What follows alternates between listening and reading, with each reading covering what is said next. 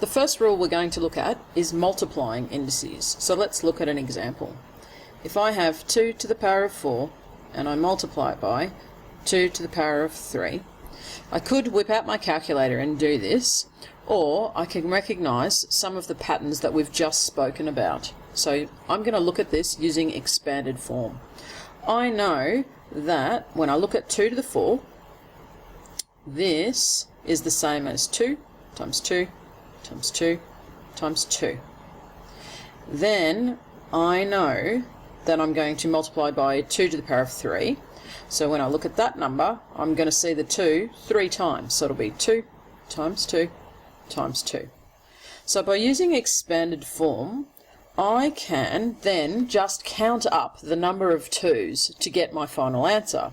So I've got 2 happening 1, 2, 3, 4, 5, 6, 7 times. So it's going to be 2 to the power of 7.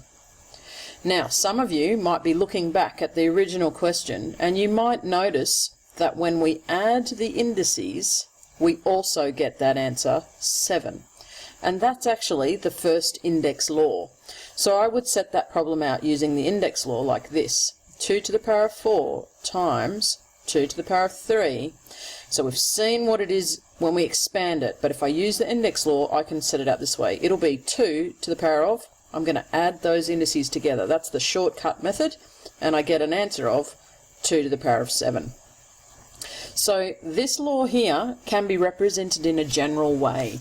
And so in your book, when they represent the general rules, I'm just having a look in your book right now, they use letters A, and I'm just going to have a look, and okay, so they set it out this way. So the general rule is set out this way for you.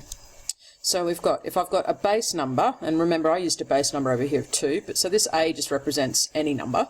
So it could be A to the power of M, and if I'm going to multiply it by another base number of A, but a different power, it could be the same power, then the rule says that we simply add those two indices. So it's going to be M plus N. So that rule there is what we're going to do in our first question. So in your textbook, we're going to go to page 138, and this is exercise 3.1, and we are looking at question 1, and I would like you please to do the first and the third column. Okay, so lots of practice. I'm going to do one more example for those that want to just see something a little bit harder.